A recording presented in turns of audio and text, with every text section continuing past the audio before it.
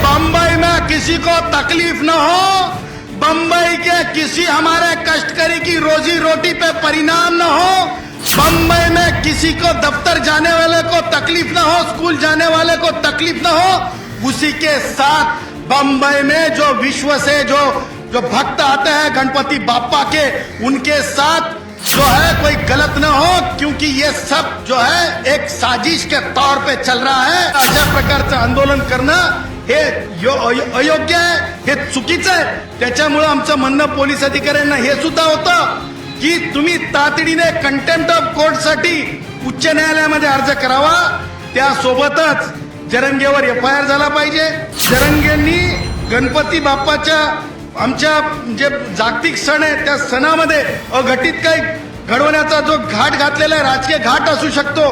जे राष्ट्रवादी काँग्रेसचे वयोवृद्ध पुढारी शरद पवार जेटच्या स्पीडनं जालन्यात जातात, ते मात्र आता म्हणतात की आमचा त्यांचा पक्ष म्हणतो की आमचा सपोर्ट नाही, उद्धव म्हणतो आमचा सपोर्ट नाही. हे आतड्यातल्या कातड्यातलं राजकारण आहे, आतड्यातलं पोटातल्या कातड्याचं राजकारण आहे.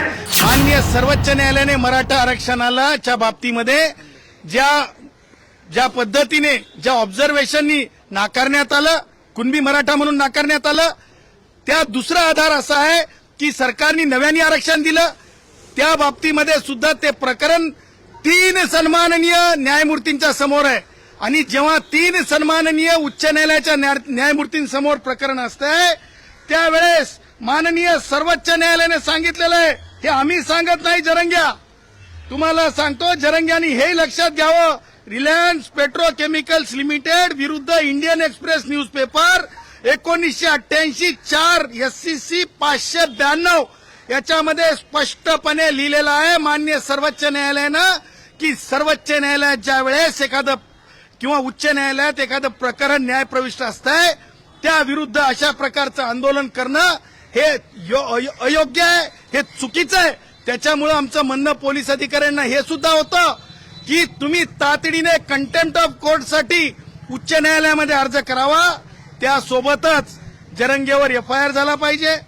त्यासोबतच जरंगेला पावबंद केलं पाहिजे.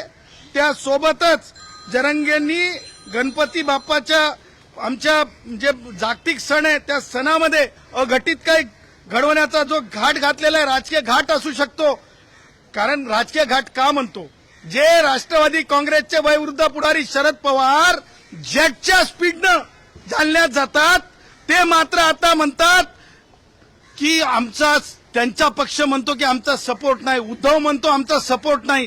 हे आतड्यातल्या कातड्यातलं राजकारण आहे, आतड्यातलं पोटातल्या कातड्याचं राजकारण आहे.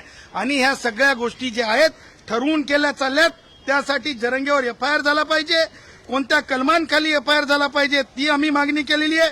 त्याचबरोबर आमचा जो ड्रायव्हर साहेब आहेत, कंडक्टर साहेब आहेत, त्याचबरोबर आमचे टॅक्सीवाले भैया आहेत, आमचे भाजीपाला विकणारे आमच्या माया बहिणी आहेत, आमचा दूध विक्री करणारा भाऊ आहे, आमचे छोटे मोठे व्यावसायिक फुटपाथवर वेगवेगळे व्यवसाय करणारे आहेत, हॉटेलमधले वेटर सर्वंट हॉटेल व्यावसायिक आहेत.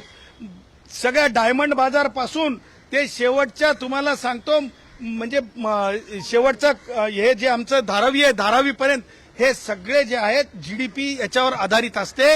आणि जेव्हा अशी GDP आधारित असते, हे नुकसान न पेलणार आहे.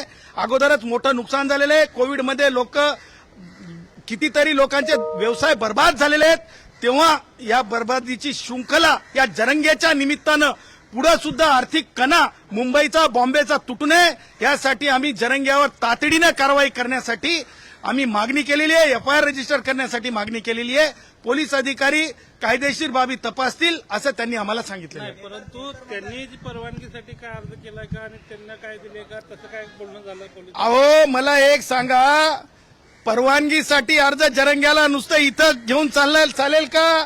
प्रत्येक पोलीस स्थानकातून जिथून जिथून जरंग्या जाणार तिथून अर्ज द्यावा लागेल आणि परवानगी घ्यावं लागेल. हे तर आझाद मैदान शेवटचं आहे. कुठेच मला असं माहिती आहे की कोणत्याच पोलीस स्थानकातून आतापर्यंत जरंग्याला जे आहे रितसर जरंग्याने प्रोसिजर फॉलो केलंय आणि रितसर जरंग्याला कुठेच आतापर्यंत परवानगी मिळाल्याचं दृष्टिक्षेपात आलेलं नाही, कुठेही ऐकव्यात नाही, माध्यमांमध्ये नाही. त्याच्यामुळं कुणी जर असं समजत असेल मी भागवून घेतो, मी दाखवून देतो, कायद्यापेक्षा कोणी मोठं नाही रे, लक्षात ठेवायचं. जरांगे पाटलांची आता एक प्रतिक्रिया आली आहे. ते असं म्हणतायत तुमच्याबद्दल खास प्रतिक्रिया देताना राजकीय नेत्यांचे बूट काढणे बंद करा, अशा पद्धतीची प्रतिक्रिया. अरे आम्ही तर कष्टाचं खातो, जब थेंब थेंब गळतं, रात्रभर अभ्यास करतो, कोर्टात जातो, कमाई करतो. त्या रेतीच्या जे काय म्हणतात कंटे काय असते ते रेत्या नेतात ते ट्रका टिप्परची मोजणी आणि त्याच्यातल्या रेतीची मोजणी जर करायला लागलो ना, अरे माझ्या नादी लागू नको रे, तुला सांगून आलो तुझ्याच भाषेमध्ये, गुराख्याच्या भाषेमध्ये. अहो हे लबाड आहे, तुम्हाला सांगतो हे दोन तोंडी आहे. तुम्हाला सांगतो, मला त्या नावानं त्याला सांगायचं नाही, हा दिशाभूल करतो. हा तुम्हाला सांगतो यांनी कशा प्रकारे पोलिसांवर हल्ला केला होता हे सुद्धा याच्यामध्ये लिहिलंय. याचा इतिहास गवाह आहे आणि त्याच्यामुळं असा इतिहास गवाह असलेल्या माणसाला आणि हायकोर्टाने अगोदरच गुणरत्न सदावर्ते विरुद्ध जी केस होती राज्य शासन, हिची केस नंबर सुद्धा आम्ही टाकलेला आहे. त्या केसमध्ये काय ऑब्झर्वेशन आहेत कोर्टाचे ते सुद्धा आम्ही टाकलेले आहेत. आणि त्याच्यामुळं जरंगेच्या ह्या लबाड गोष्टी, मला म्हणायचं आहे की मराठा समाजातील युवकांनी लक्षात ठेवावं, हे काय शिकलेलं नाही, याला काही नोकरीची गरज नाही. हे आमच्या मराठा भावांच्या लेकरांना यांनी की नाही चुकीच्या मार्गाने नेऊन त्याचे आयुष्य कायदेशीर खराब करण्याची भानगड जरंगे करत आहे. त्याच्यामुळे मराठा भावांनो याच्यावर विश्वास ठेवू नका, असं देखील मी जाहीर आवाहन करतो. सांगतायत की गणेश उत्सव आहे, त्यांना माहित नव्हतं आणि मुंबई पोलीस ज्या पद्धतीत ते परवानगी तुम्ही सांगतायत देऊ नये, त्यांचं असं म्हणणं आहे की मुंबईत 4 महिन्यापूर्वी हजारो आम्ही रस्ते या आहेत हाक आणि घोषणा केली हजारो होती. रस्त्यांपैकी एक रस्ता त्यांना या आंदोलनासाठी द्यावा, कुठेही गणेश उत्सवामध्ये गालबोट लागणार नाही याची देखील खबरदारी घेतली. बघा, आंदोलन करणं हे भारतरत्न डॉक्टर बाबासाहेब आंबेडकरांनी दिलेला अधिकार आहे, परंतु कायदेशीर बंधन आहेत. जरंगे म्हणतो आज काय म्हणतो की जरंगेला माहित नव्हतं, विचारून घ्यायचं होतं सल्लागाराला. जे पळत पळत आले होते राष्ट्रवादी काँग्रेसचे वयोवृद्ध पुढारी शरद पवारांना विचारून घ्यायचं होतं, उद्धवला विचारून घ्यायचं होतं की कोठं आंदोलन करून कोणत्या तारखेला आंदोलन करू. मला असं वाटतंय जरंगेनं तारखात नक्की केलेल्या नाहीत. मला असं वाटतंय की हे जे त्याचे मास्टर माइंड आहेत, हे जे मी नावं घेतो, एक लक्षात ठेवा, त्यांनी सांगावं जरंगेचा त्यांचा संबंध नाही म्हणून, उद्धवनं सांगावं जरंगे त्यांना आवडत नाही म्हणून, राष्ट्रवादीच्या वयोवृद्ध पुढारी शरद पवारनं सांगावं जरंगे त्यांना आवडत नाही म्हणून. ह्या सगळ्या लबाड गोष्टी आहेत. जरंगे हे फक्त, जसं तुम्हाला सांगतो, आमच्या फिल्म इंडस्ट्रीमध्ये एक कॅरेक्टर असते फिल्मवर येणारं, एक स्टोरी कोणतरी लिहिलेली असते, ते कॅरेक्टर येऊन आपली कला दाखवत राहते. जरंगे हा कलाकार आहे. जरंगे हे स्क्रिप्ट बघून कोणीतरी सांगितलेल्या स्क्रिप्टवर काम करणार आहे. हाच 100% पुरावा तुम्हीच माध्यमांनी सांगितला आणि हे सत्य आहे की जरंगेच्या मताचं हे आंदोलन नसून हे कोणीतरी करायला लावलेलं आंदोलन. जरी ते आले, आंदोलन घेऊन जरी आले, मुंबईच्या दिशेने आले, तुमची काय भूमिका राहणार आहे? आमची भूमिका फार स्पष्ट है. आमची भूमिका ही है कि बम्बई में किसी को तकलीफ न हो, बम्बई के किसी हमारे कष्टकरी की रोजी रोटी पे परिणाम न हो, बम्बई में किसी को दफ्तर जाने वाले को तकलीफ न हो, स्कूल जाने वाले को तकलीफ न हो. उसी के साथ बम्बई में जो विश्व से जो भक्त आते हैं गणपति बाप्पा के, उनके साथ जो है कोई गलत न हो, क्योंकि ये सब जो है एक साजिश के तौर पे चल रहा है. मैं ये कहूंगा कि जरंगे ये आंदोलन नहीं, जरंगे ये कुछ बंबई में गड़बड़ी फैलाने के लिए आ रहा है.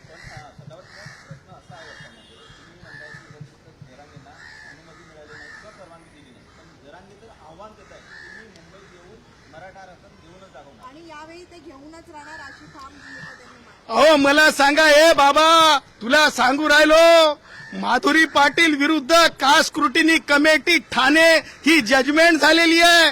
आजोबाचं कास्ट सर्टिफिकेट असेल तर त्या मुलालाही सर्टिफिकेटसाठी अर्ज करावा लागतात, तेवढेच पुरावे द्यावे लागतात, आणि मुलाचं असेल तर नातवाला सुद्धा द्यावे लागतात.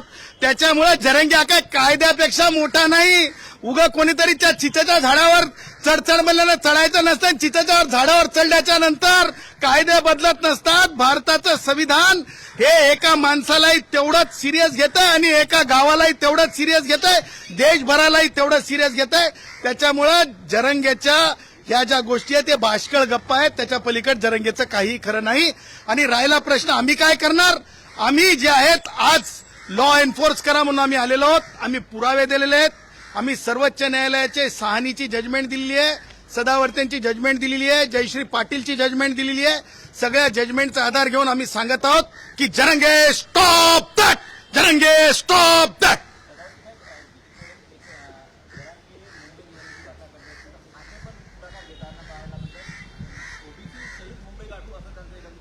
बघा मी काय सांगत आहे की प्रत्येकाला आंदोलन करतो म्हणण्याचा अधिकार आहे, परंतु जी संहिता आहे मुंबई पोलीस ऍक्ट, जे मान्य उच्च न्यायालयाचे निर्देश आहेत, ज्या निर्देशामध्ये स्पष्टपणे सांगितलेलं आहे की रात्रीच्या वेळेस तर तुम्हाला थांबताच येत नाही. मला सांगा, दलित पॅंथरच्या मुलांना जर आझाद मैदानामध्ये रात्री थांबता येत नसेल तर जरंगे काय लाडोबा बाबा, लाडोबा लाडोबा भाई, लाडोबा आहे का जरंगे? जर दलित पॅंथरचे मुलं, वंचितांचा घटक जर तिथं येऊन रात्री थांबता येत नाही असं पोलिसांचे स्पष्ट निर्देश आहेत, कायदा स्पष्ट आहे, तेव्हा जरंगेला रात्री कसं थांबता येईल तिथं? आणि जरंगेने सांगावं 20 लोक 25 लोक, अशा प्रकारचं जरंगेचा काय अफिडेव्हिट आहे का, काही रिपोर्ट आहे का? करोडो घुसतील म्हणजे काय? याचा अर्थ तुमची तीच भाषा आहे जी सीमा पलीकडचे जे तो पळून गेला, काय नाव त्याचा, तो जाकीर नाईक, असाच बोलायचा, असंच त्यांनी एकत्र आणलं होतं ना, घटित घडवलं होतं. त्याच्यामुळे जाकीर नाईक सारखं काहीतरी हा घडवेल याची मला फार फार शंका आहे, म्हणून मी पोलिसांना सांगितलं लगेच त्याच्यावर कारवाई करा.